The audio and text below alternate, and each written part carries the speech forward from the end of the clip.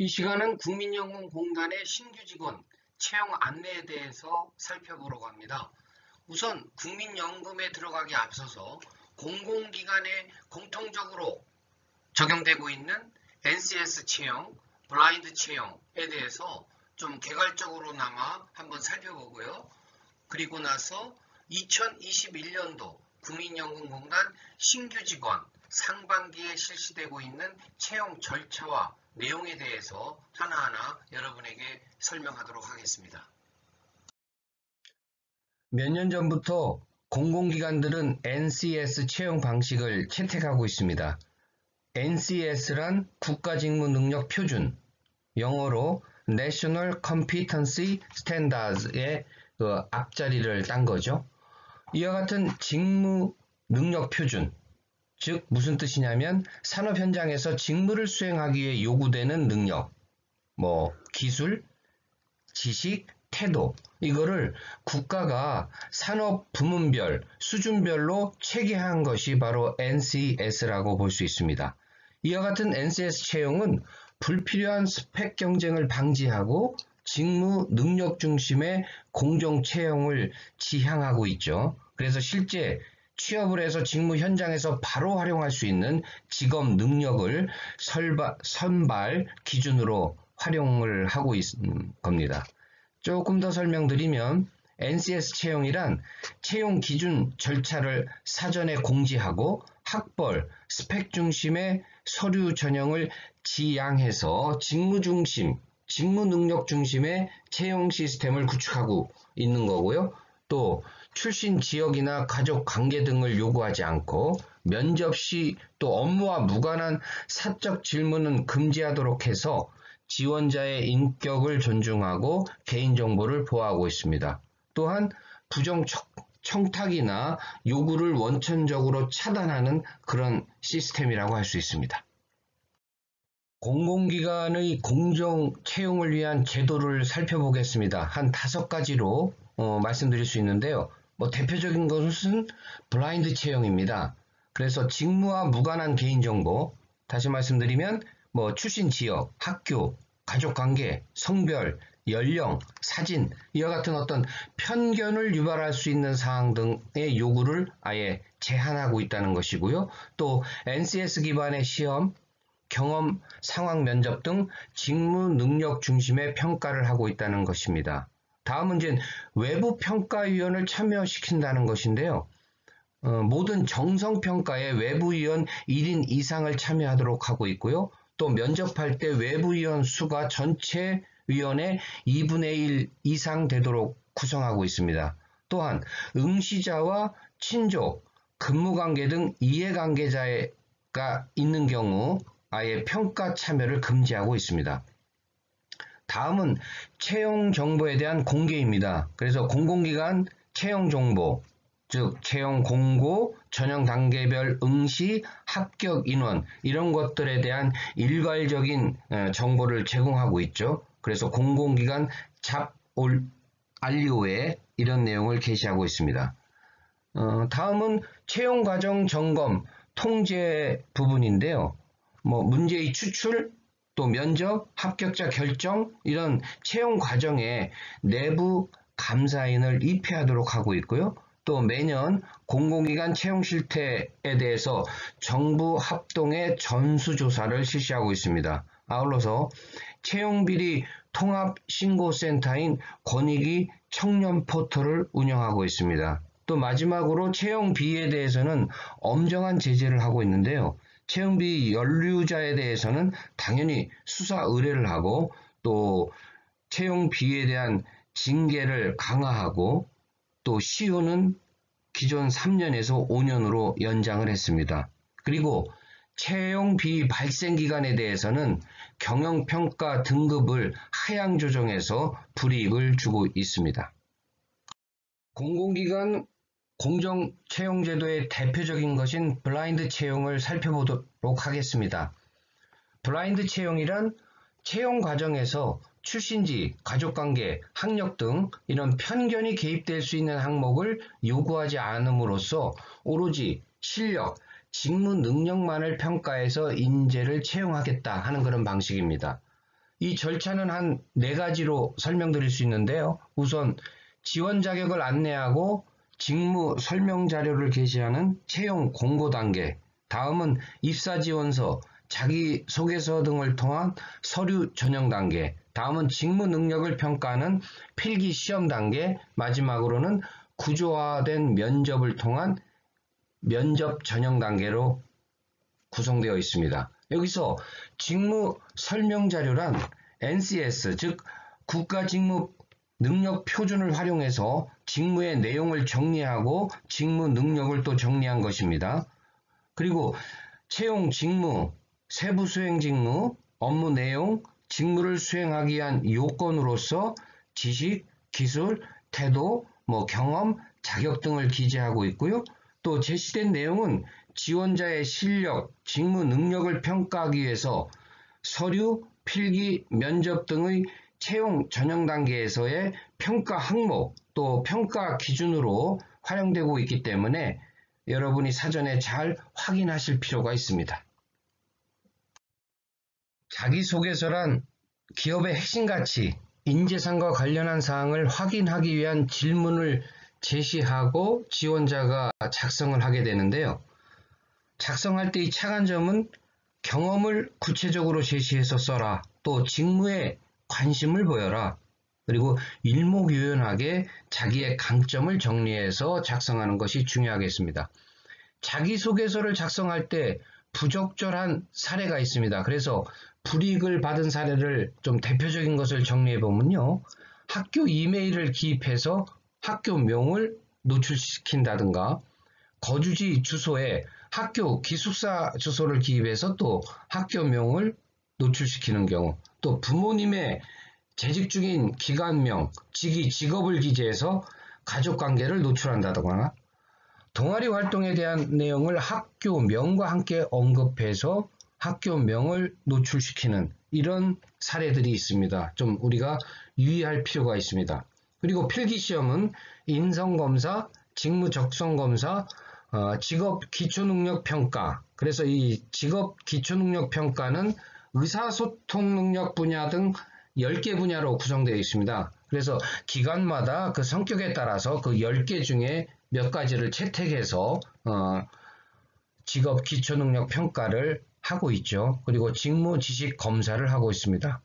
마지막으로 면접 전형은 우리가 크게 4가지 경험, 상황, 발표, 토론 면접을 얘기하고 있는데요. 우선 경험 면접이라 하면 교육, 자격, 경험사항 등 지원자의 경험을 기반으로 직무를 수행하는 직접적인 능력을 예측하는 그런 면접 유형이 되겠습니다.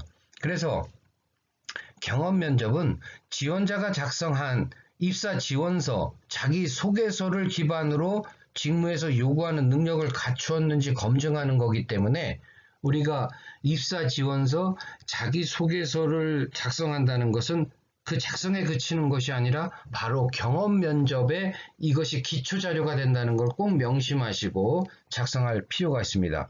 실제 경험 면접은 주질문을 하고 후속 질문을 하는 그런 구조화된 질문을 통해서 지원자를 평가하는 방식입니다. 다음은 상황 면접이 있는데요. 이는 실제 업무에서 발생할 수 있는 구체적인 상황을 미리 제시하고 지원자가 문제를 해결하는 능력을 평가하는 면접 유형입니다. 그래서 지원자가 갖추고 있는 직무 지식, 경험 등을 기반으로 문제 상황에 대한 적합한 방안을 제시하고 또 제시한 결과를 토대로 지원자의 업무 능력을 평가하는 것입니다. 그래서 이런 문제 상황에 대한 해결 방안을 제시해야 되기 때문에 지원자가 갖추고 있는 지식, 기술, 태도를 기반으로 해서 자신만의 강점을 표현하는 것이 중요하다고 볼 수 있습니다. 다음은 발표 면접인데요. 이는 직무 관련 주제에 대한 지원자의 생각을 정리하고 의견을 제시할 수 있도록 발표 또 질의응답을 통해서 지원자의 실력을 평가하는 면접 유형입니다. 발표 주제는 직무와 관련된 자료를 제공해서 일정 시간 후에 지원자가 보유한 지식, 방안 이거에 대한 발표를 하고 후속 질문을 통해서 직무의 적합성을 평가하는 방법입니다.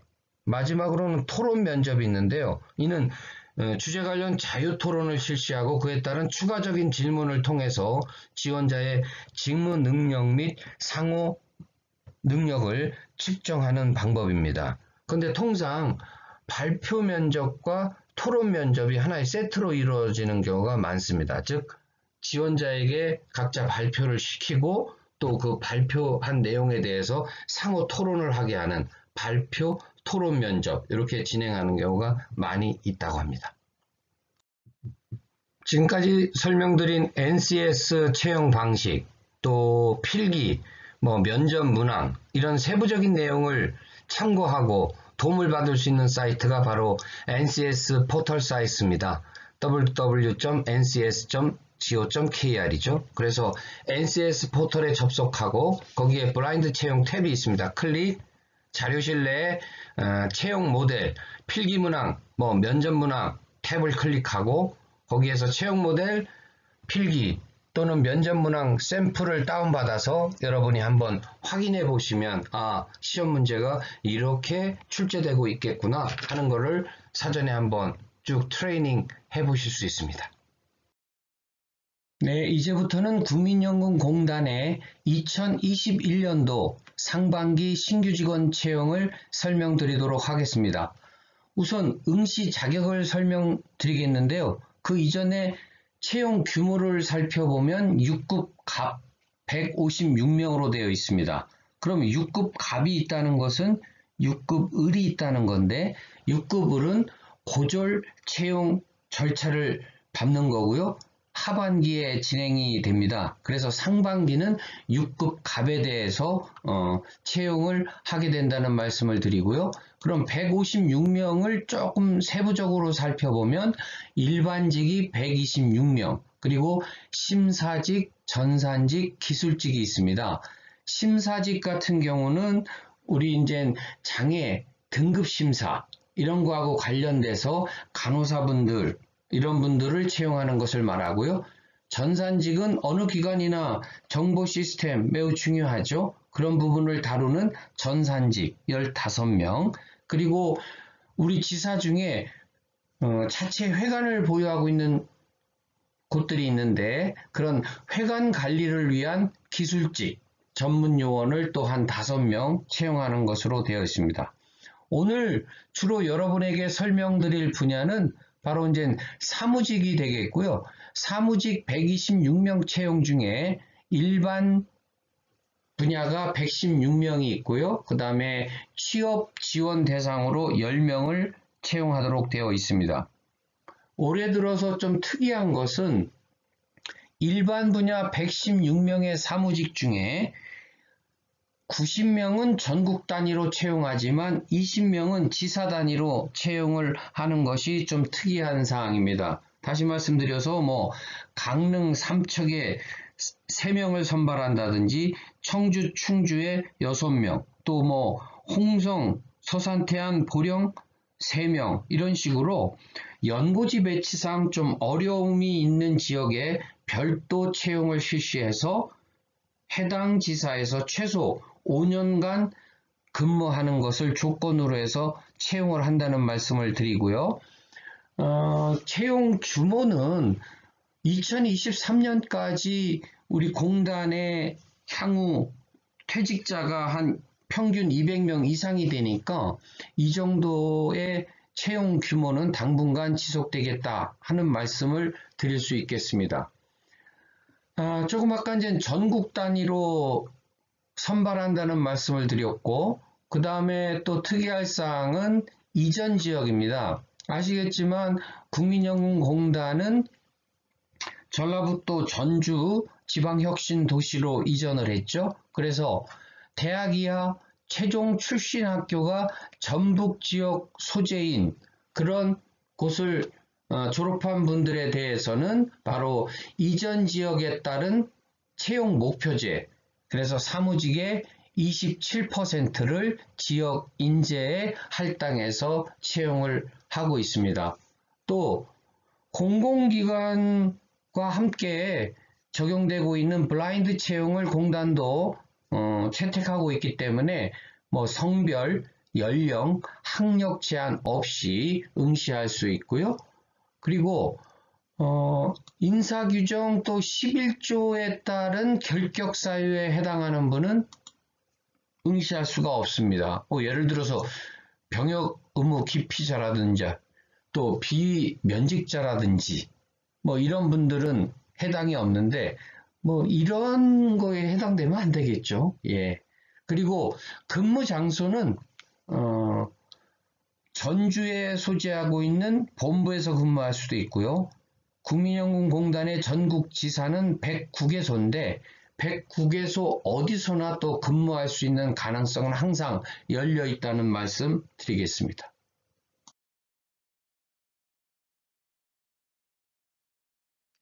사무직 서류 전형에 대해서 좀 더 세부적으로 살펴보도록 하겠습니다. 우선 채용 예전 인원의 10배수 내외를 서류 전형을 통해서 선발하게 되는데요. 서류 전형 요소와 우대사항을 고려해서 선발하게 됩니다. 역량 중심의 자기소개서가 10점 배점으로 되어 있습니다. 공단에서 제시하는 항목별로 1000자 이상을 작성하셔야 되는데 여기서 중요한 것은 제시되는 주제에 대해서 충실하고 진솔하게 작성하는 것이 무엇보다 중요하고요. 특히 추후 면접 시에 이 자기소개서가 활용된다는 점을 염두에 두고 작성할 필요가 있겠습니다. 다음은 직무 관련 교육사항인데요. 30점을 부여하고 있습니다. 그래서 4개 분야 중에 3개 분야를 자기가 선택을 해서 그 선택한 분야별로 최대 5개 과목을 기재할 수 있도록 되어 있습니다. 여기서 4개 분야라 하면 경영, 경제, 법, 행정, 사회, 복지, 그리고 인문, 어문, 수학, 통계학 이렇게 4개 분야로 되어 있고요. 4개 분야의 세부 과목은 채용 공고문에 나와 있으니까 좀 참고하시면 좋겠습니다. 그리고 이 4개 분야별로 어떤 과목이냐 하는 것은 본인이 어떤 전공을 했느냐는 관계없고요. 학교 교육을 통해서는 학부까지의 교육사항을 인정하고요. 또 직업교육에 있어서는 HRD 넷 직업훈련 과정에 등록되어 있는 과목을 이수한 것은 인정하게 되어 있습니다. 추후에 성적증명서 또는 교육과정 수료증 등의 제출을 해야 하기 때문에 정확하게 기재해 주시는 것이 좋겠습니다. 그리고 또 기억해야 될 것은 3개 분야별로 5개 과목을 기재하셔야 높은 점수를 얻을 수 있고요. 또 과목별 부여 점수에 차등을 두어서 가능하면 좋은 성적을 받은 과목을 기재하는 것이 유리하겠습니다.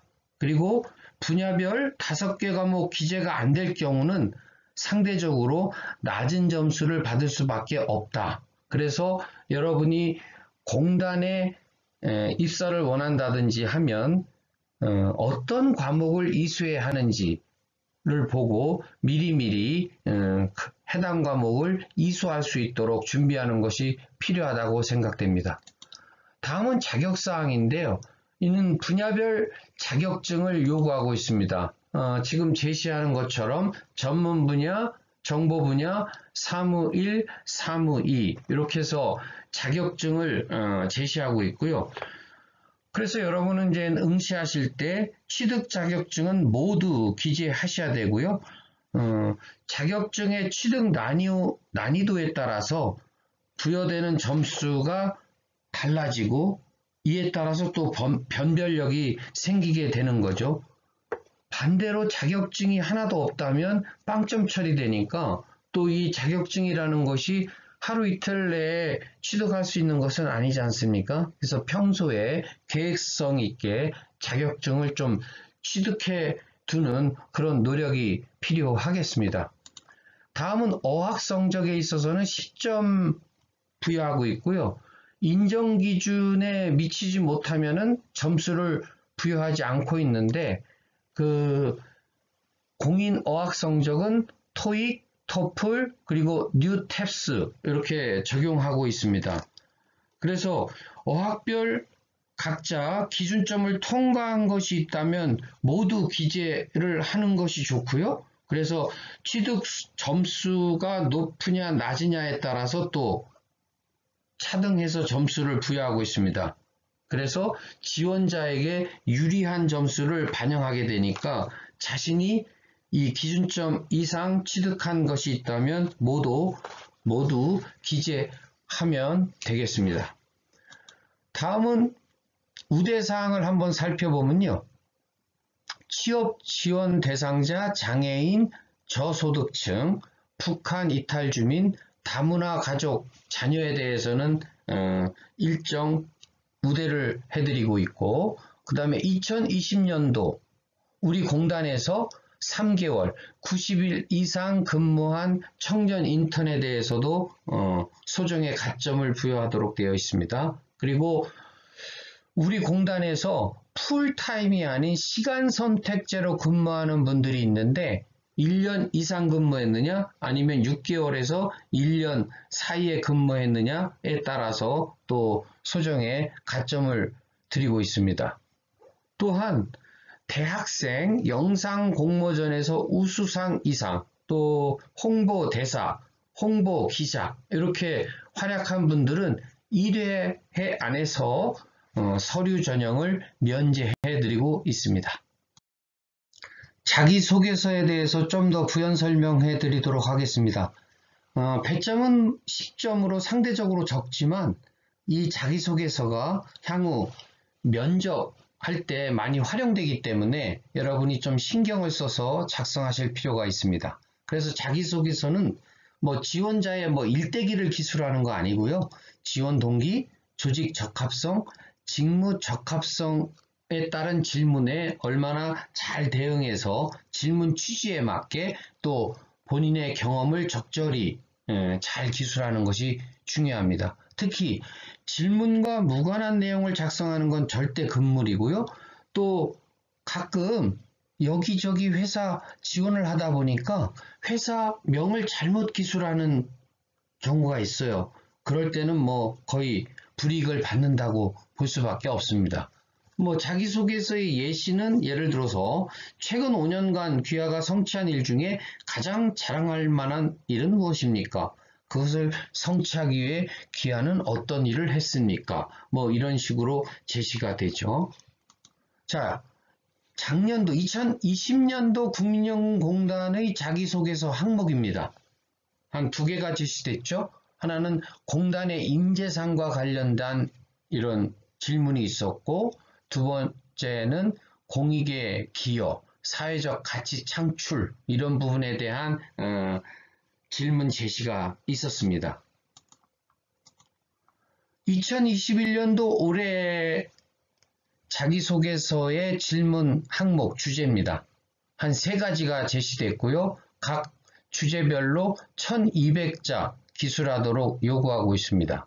첫 번째 질문은 직업윤리하고 관련된 것이네요. 최근에 공공기관, 모 기관 해서 여러 가지 사회적 이슈화 되고 하니까 아무래도 이 직업윤리 이런 부분을 굉장히 좀 강조하는 분위기가 생겼기 때문에 제시된 걸로 보이고요. 두 번째는 세대 간, 집단 간 경쟁 갈등 이런 부분이 있고, 세 번째는 또 지원 동기, 또 필요한 역량을 쌓기 위한 본인의 노력 이런 부분을 제시하고 있습니다. 여러분도 한번 잘 고민해 보시고 아까 말씀드린 대로 본인의 경험 진솔하게 그래서 추후 면접 시 잘 활용될 수 있도록 작성하는 것이 중요하겠습니다.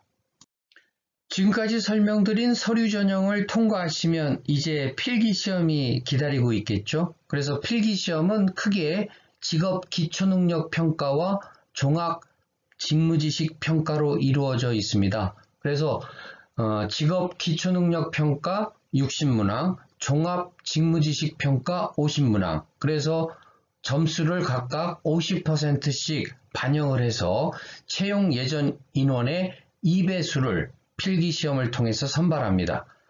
직업 기초능력 평가는 NCS 방식에 따른 한 10개 분야 정도 되는 거에 따라서 기관별로 정하게 되는데, 국민연금공단은 작년까지는 의사소통, 문제 해결, 수리, 조직이해, 정보능력 이렇게 해서 5개 분야의 기초 능력 평가를 했는데, 2021년도에는 새로 직업윤리라는 것을 추가했다는 말씀 드리고요. 그 다음에 종합직무지식평가는 법, 행정, 경영, 경제, 그리고 국민연금법 등 사회보장론 관련 지식을 평가하고 있습니다.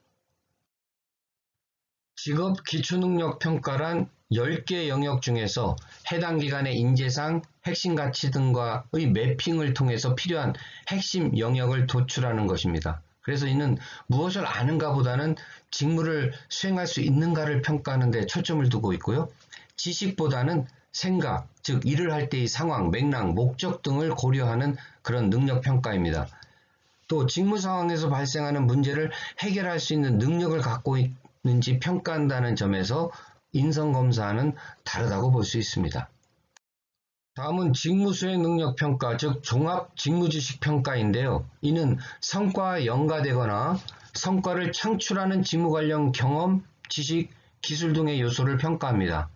그래서 직업 기초능력 평가가 공통적으로 사용되는 그런 능력을 측정한다면, 이 종합 직무지식 평가는 직무에서 차별적으로 사용되는 지식과 기술들을 측정하고 있습니다. 그리고 평가 내용이 선발 대상 직무에서 실제 사용되고 있는 지식과 기술이라는 점에서 단순한 전공 시험과는 좀 차별화된다, 이렇게 이해하시면 되고요. 아까 설명드린 직업 기초능력 평가와 종합 직무지식 평가, 이 평가 문제에 대한 예시, 이런 부분은 국가직무능력표준 NCS 홈페이지에 들어가면 자세히 게시가 되어 있으니까요. 여러분이 한번 보시고 또 풀어보시면서 습득하면 많은 도움이 될 것으로 생각합니다. 방금 전에 설명드린 필기시험 대상자에 대해서는 동시에 인성검사를 당일 같이 실시하고 있습니다. 그래서 필기시험 결과에 상관없이 인성검사가 부적격자로 나타나면 탈락할 수 있다 하는 말씀을 드리고요.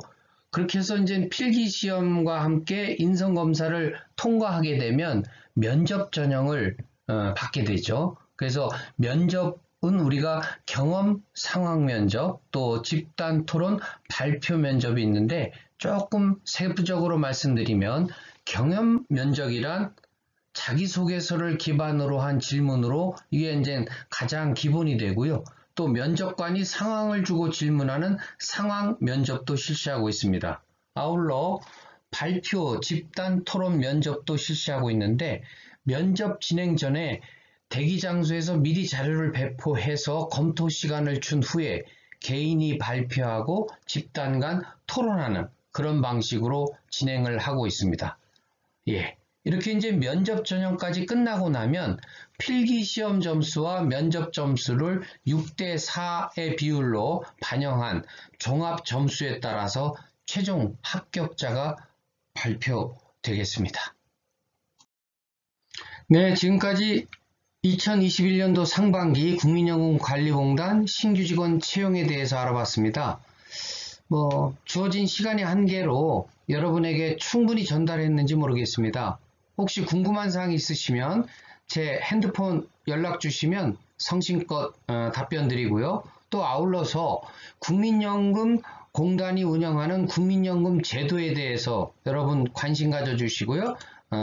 제가 유튜브를 하나 운영하고 있습니다. 김신철 원장 성공노후연구원, 이렇게 검색해서 들어오시면 국민연금에 관한 다양한 사례, 또 기준, 이런 것을 설명하고 있으니까, 또 아울러서 사회보험 제도에 대해서도 설명하고 있으니까 한번 들어오셔서 보시면은 정보를 얻으실 수 있을 겁니다. 구독까지 해주시면 더 감사하고요.